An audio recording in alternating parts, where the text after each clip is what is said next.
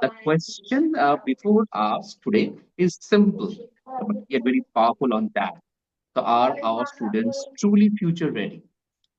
To explain this important topic, we are privileged to have some of the finest education leaders from West Bengal and Odisha with us in this evening.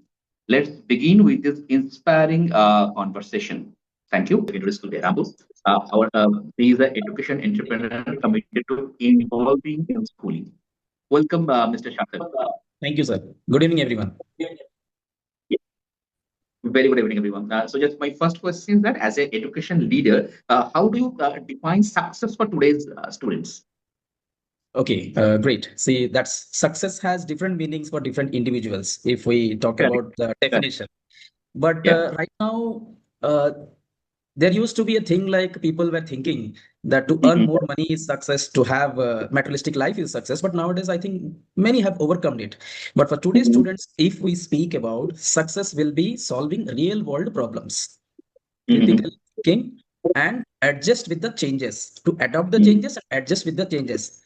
In Mhm. simple, if I can say, survival of the fittest is the successful life one can have or expect.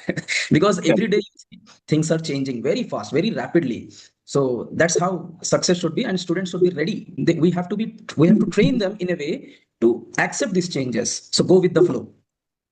That is the Mhm. definition of success, in my opinion. Okay, okay. Thank you, sir, on that. My next thing is that what mindset should school cultivate for the startup generation? Because this generation, the startups, innovation, adaptation, this is the buzzword is going on. So, what mindset should school cultivate for the startup generation? Rather than see just now, like as we heard our last speaker, Sonia ma'am, Mhm. as she indicated that the startup Mhm. culture or the entrepreneurship concept is a hype. Mhm. Yes, of course, it's a Yeah. hype. And I truly agree with her statement that everyone should not be pushed into the entrepreneurial journey. So this is something we have to find out within ourselves. What are we interested in becoming? So if we are Mhm. doing job, that's right. And if we're doing business, that is also right. We have to Mhm. see our environment, the support system which we have, the potentials which we have to discover ourselves. And the same thing we need to tell our students.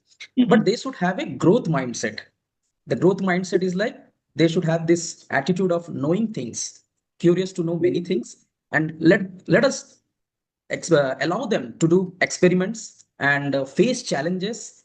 And if they commit mistakes, then yes, of course, from mistakes only we can learn things.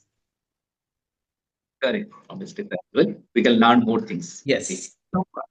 So, how can innovation become a part of every classroom learning? Because I know from every school nowadays it's going on robotics, AI, innovations, a Yes. lot of competitions are going on. So, in your vision, if you how will suggest how can innovation become a part of everyday classroom learning? Yes, it is very much required. Innovation is very much required. Otherwise, see, if there were no innovations, then India would not have reached at this level right now. Because there Mm-hmm. were Correct. Correct. innovations and there was opportunity. So young people or any age people, they came up with some ideas and implemented and started something. Yeah. Why? Because they saw there is some need. So the need Mm-hmm. assessment was done. So the necessity is the mother of invention, as we know it. So that was very much practical, carried away in all these years. Mm-hmm. So it was adopted. So this innovation, if we talk about classrooms today, there are I believe and I'm very much sure the classrooms in many schools or most of the schools are the same where in the form which we studied or our parents studied. So the learning Mm-hmm. happens in an environment where the teacher only speaks for the most of the time. Then Correct. there's a gap in innovative things Mm-hmm. because it's not to blame anyone, but the Mm-hmm. system is designed like that. The teacher has to complete the syllabus. Mm-hmm. There are compliances from the boards, the school, Mm-hmm. the teacher, everyone is responsible to complete it. The parents are in a hurry, the students are in hurry, everybody is just in hurry.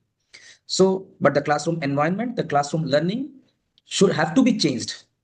We always talk about many skills, 21st century skills, like life skills is talked about, design thinking, critical thinking, all these things are like mostly in books only. If we come to Mm-hmm. real world, we have to change our pattern or the method of teaching and learning. Then only it can lead to some great innovations. Mm-hmm. So in everyday classroom environment, students should be given assignments or tasks to integrate things which they study in classes. Like every chapter has its own practical implication or application. and it is Mhm. derived or sourced from the environment which we live in. Correct, Say correct, about correct. geometry, say about Mhm. mensuration. These are the things we know, the measurements of a table, the measurement of a chair, and everything we see in our surroundings, right? So, experiential learning, learn by doing these things, we have to do it more in the classroom. So, the gap can be identified only when the opportunity is given to identify. Then, when the student can able to find out the need, then he or she can think of an idea which will lead to an innovation. Correct, correct, correct, correct. My last question is just a small one or two words you can share or your advice you can give to the aspiring young, founders. I think nowadays for the schools as well, a lot of students are also coming to join as a young founders or developing some products as well. So, what is the advice to them?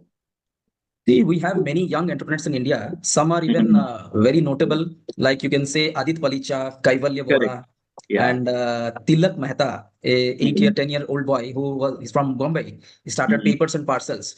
So these are certain entrepreneurial journey which started very early age. But Mhm. apart from the media shown, there are many other entrepreneurs who started, Mhm. but they shut down also. Correct. And in everyday news, you or in social media, you see there are these startups which have started, which steadily grown to a peak, and then they shut down completely. So the advice is to have patience, to have a mentor, to seek regular advices from the mentor, to Mhm. balance between the employees, the customers, and everyone, to validate the idea before jumping into the business model. An Correct. idea which Correct. sparks our mind, we think that we can make money out of it, is a wrong decision. Yeah. The entrepreneurship journey should not begin with a motive to earn money, but Mhm. to give a contribution to the society. Correct. So that is how I can say and advise to the founders or the early founders. Yeah, thanks a lot. Thanks for your valuable comments. It will really help our students to make them ready for the futures as well. Thanks once again. Thanks for joining our today's session there. Okay. Fine. So, next robotics, we are launching a program. It is a national level championship, the Medhara 1.0 Bharat AI Challenge. Today, I'm proud to announce the official launch of Medhara 1.0 Bharat AI Challenge. This is not just another competition, it is a national movement to empower India's next generation innovators, IT creators, entrepreneurs, and change makers through Medhara 1.0.